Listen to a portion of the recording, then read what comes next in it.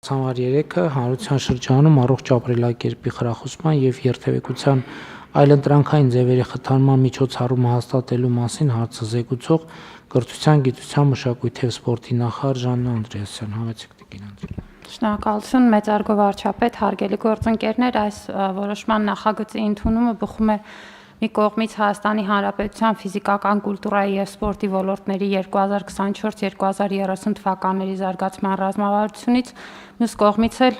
հանրության շրջանում առողջ ապրելակերպն ու ֆիզիկական առողջ ակտիվությունը խթանելու նպատակով նաև հանրային երթևեկության էկոլոգիապես անվտանգ այլընտրանքային ձևերը խթանելու անհրաժեշտությունից, որոնք կարող են նպաստել նաև խցանումների նվազեցմանը։ Մասնավորապես կառավարությունը առաջնահերթ է դիտում հանրության շրջանում առողջ ապրելակերպի եւ ֆիզիկական ակտիվության խթանումը,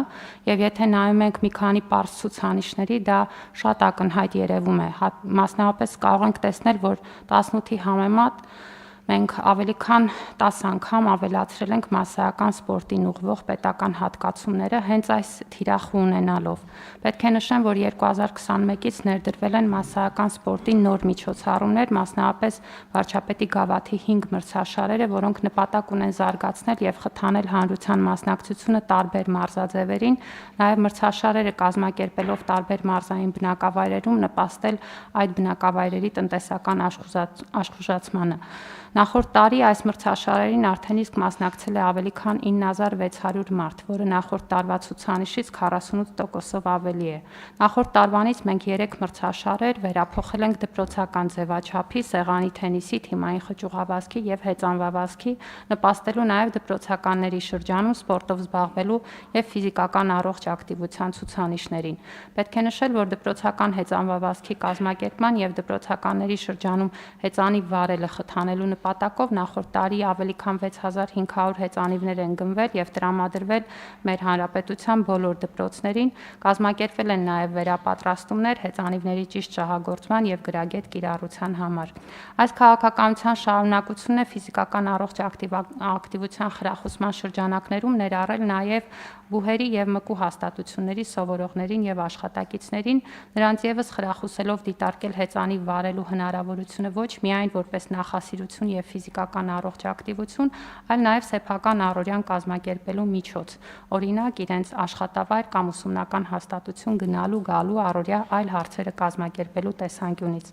Այս նախագծի նպատակն է ստեղծել աջակցության մեխանիզմ, խրախուսելու մկու եւ բուհերի հաստատությունների այն սովորողներին եւ աշխատակիցներին, որոնք դիտարկում են հեծանիվը իբրև փոխադրամիջոց, ստանալ հնարավորություն մատչելի տարբերակով ձեռք բերել հեծանիվ անհրաժեշտ պարագաներում եւ այն գործածել առօրյայում։ Եվ սա նաև անհատական մակարդակում աջակցություն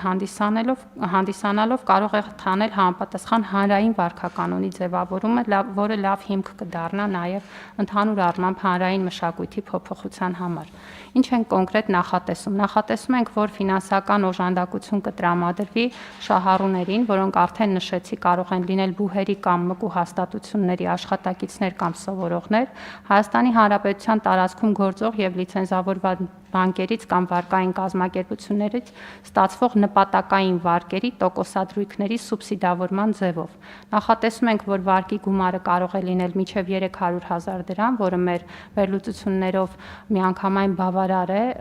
տարբեր դասի որակյալ հեծանիվ ձեռք բերելու, ինչպես նաև անհրաժեշտ պարագաներ ձեռք բերելու համար մինչև 36 ամիս ժամկետով։ Եվ պետք է նշեմ, որ մենք ունենք նախնական վերլուծություններ հասկանալու, որ այս ծրագիրը կարող է բավարար ուրեմն հետաքրքրություն առաջացնել շահառուների շրջանում, մասնավորապես կուզեի մատնանշել ակադեմիական քաղաք ծրագրի շրջանակներում շուրջ 5000 հոգու շրջանում անցկացված հարցումները, որոնք որ հենց տրանսպորտային նախագծի մշակման ընթացքում են իրականացվել, որից պարզ է, որ այս պահին մեր բուհերի ուսանողների եւ դասախոսների, ինչպես նաեւ գիտահետազոտական ինստիտուտների աշխատակիցների շուրջ 0.3%-ն է, որ հեծանիվ է օգտագործում,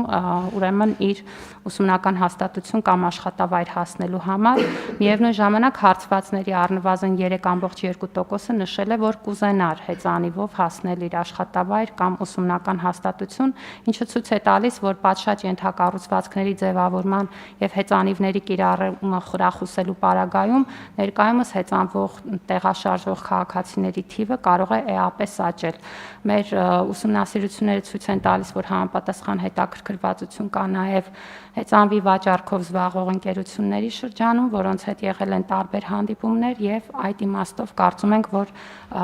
այս ծրագիրը բավական իրատեսական է։ Ծրագրի հաստատումից հետո մինչև 2025 թվականի մայիսի 31-ը պետք է հաստատվի դրա իրականացման կարգը, համագործակցելով իհարկե Կենտրոնական բանկի եւ Ֆինանսների նախարարության մեր գործընկերների հետ, որտեղ կամրագրվեն արդեն կոնկրետ մեխանիզմները։ Դիմումների ընդունումը նախատեսում ենք մեկնարկել սեպտեմբերի 1-ից, այս տարվա համար նախատեսված միջոցները կիրականացվեն վերաբաշխման տեսքով նախարարությանը հատկացված ընդհանուր միջոցների շրջանակներում, հետագա տարիների մասով նախատեսում ենք արդեն բյուջետային պլանավորման գործընթացով գնալ։ Այս պահին նախատեսում ենք այս տարի ունենալ շուրջ 500 շահառուղ։ Խնդրում եմ հաստատել, շնորհակալություն։ Շնորհակալ եմ Տիկին Անդրեասյան, հարգելի գործընկերներ, մենք ըստ էության ինչ ենք ասում այս որոշման նախագծով, մենք այն ուսանողներին եւ դասախոսներին, ովքեր դիտարկում են կամ պատրաստ են դիտարկել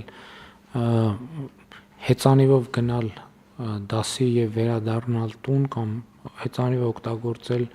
որպես տրանսպորտային միջոց, կառավարությունը պատրաստ է աջակցել այդ նպատակով վերցրած վարկի տոկոսի սուբսիդավորման ձևով։ Այսինքն քանի տոկոսն ենք մենք սուբսիդավորում, Տիկին 16% է տարեկան դրույքաչափը եւ այդ ամբողջ հատվածը սուբսիդավորվելու է։ Այսինքն զրոյացնում ենք տոկոսը։ Այո։ Տոկոսը զրոյացնում ենք բոլոր այն քաղաքացիների, ներողություն, ուսանողների եւ դասախոսների համար, ովքեր պատրաստ են հեծանիվը դիտարկել որպես փոխադրամիջոց, ինչը իհարկե նախ տրանսպորտային ծանրաբեռնվածության խնդիր կարող է լուծել երկարաժամկետում, երկրորդը առողջ ապրելակերպի խթանումը շատ կարևոր եւ համոզված եմ, որ մաքուր օդին դասի գնալը եւ մաքուր իհարկե օդին էլ պետքա մաքուր պահենք, այդ խնդիրն էլ կա զուգահեռ, բայց ամեն դեպքում հաստատ բանի մեջ դրսում ավելի մաքուր է, քան տրանսպորտի մեջ, թեկուզ համեմատության մեջ, եւ սա կարծում եմ լավ ծրագիր է, որը գիտեք հիմա հետեւյալ խնդիրը կա, օրինակ շատ են խոսում, ասում են քաղաքային իշխանությունները ինչի հեծանվային ուղիներ չեն ստեղծում եւ այլն, բայց նաեւ դա էլ է պետք հասկանալ, որ եթե դրա ռեալ պահանջարկը չկա, այսինքն քաղաքային իշխանությունը պետքա տեսնի, որ այնքան հեծանիվ կա, որ արդեն խնդրեմ է, հեծանիվները մեքենաներին են խանգարում, մեքենաները հեծանիվներին են խանգարում։ Հիմա խնդիրն է նա, որ մեքենաները հեծանիվներին խանգարում են, բայց հեծանիվները մեքենաներին չեն խանգարում, որովհետև այնքան քիչ են, որ տենց հարաբերություն չկա, այսինքն բալանս պետքա ձևավորվի, որ դա դառնա օրակարգ։ Հիմա ասենք, որ ոչ մի քաղաքային իշխանություն, որ տենց մոտիվացիա չունի, որ հսկայական կապիտալ ծախսեր անի, որ հեծանվային ուղիներ բացի, որովհետև դա նաև մյուս տրանսպորտային սխեմաների փոփոխություն է ենթադրում, որոշակի ջանք է, դժգոհություն է նաև ենթադրում ավտոտրանսպորտից օգտվողների համար։ Եվ հետևաբար նախ պետք է դրա ռեալ պահանջարկը ձևավորվի։ Իսկ դրա ամենաառաջնային կրողները կարող են լինել ուսանողները։ Իմիջիալով այստեղ քաղաքական հարց էլ կա, հիմա մեր երկրում մի ինստիտուտ էլ է վերացել։ Համենայն դեպս այսօր Հայաստանում ոչ մի բնակավայրից քաղաքացիական պայմանագիր կուսակցություն անունով պազիկներ դուրս չեն գալիս ուսանողներին Երևան բերել եւ տանելու համար, որ իմ կարծիքով տենց բան շուտ տարօրինակ ինստիտուտ է։ Ես էլ եմ ասում, մենք գնում ենք Երևանից ինչքան 10 կիլոմետր հեռավորության վրա գտնվող բնակավար գյուղ, մեկ էլ մարդիկ ասում են դե բան ուսանողական ձրի ավտոբուսը լինի, բայց ժողովուրդ ջան, ուսանողին ի՞նչն է խանգարում նստել հեծանիվ գալ դասի հետ գնալ իր տուն։ Այսինքն այստեղ իրոք շատ པարզ հարց է։ Ընդ որում հիմա ես վստահաբար կարող եմ ասել, որ հեծանիվով մենք այն ժամանակ դες մտածում ենք Երևանը հեծանիվ, ես անձամբ հեծանիվով Երևանի բոլոր ճակերտավոր անմատչելի տարածքները անցել եմ։ Որը վերջին անգամ ասեմ, բանից Կեցավայրից դուրս ենք եկել, Բաղրամյան պողոտայով, Սարալանջի փողոցով, Նորք Մարաշով, Նորքի զանգված եւ այնտեղից կենտրոն։ Շատ նորմալ առավոտյան մարզանք է, բայց տենց սխեմա չկա, էլի, որ մեկը ստիպված լինի աշխատանքի գնալու կամ տուն հասնելու համար այդքան ճանապարհ կտրի։ Եվ պետք է ուղղակի այս խթանել քաղաքականություններով, որ մարդիկ մի քիչ ավելի սա հանրային հարաբերությունների մասին էլ է, էլի, որ այդ բաների այդ բանի գերիշխանության տրամաբանությունից այդ ջիպերի, Range Rover-ների այդ քաղաքական գերիշխանության տրամաբանությունը պետք է փոխել քաղաքացիական գերիշխանության տրամաբանությամբ, եւ այստեղ այդ քաղաքական սիմվոլիկան էլ կա իրականում։ Եվ զարմանալի է, որ մեր ուսանողությունը այս ինքը այդ նախաձեռնությունը չի ցուցաբերում, բայց հույս ունենք, որ գոնե կառավարության ցուցաբերած նախաձեռնությունից կօգտվեն։ Համեցեք։ Շնորհակալություն, պարոն վարչապետ, իրոք կարևոր շեշտադրում արեցիք, ես կուզեի առանձնապես ընդգծել, որ սա միայն Երևանի մասին չի։ Եվ կարծում եմ, որ մեր տարբեր բնակավայրերում տեղակայված հաստատությունների, ուսանողների եւ աշխատակիցների համար շատ լավ հնարավորություն է, օրինակ պատկերացնենք նոյեմբերյանի քոլեջի ուսանողը, որը պետք է մոտակա գյուղից գնա քոլեջ, դասի եւ վերադառնա։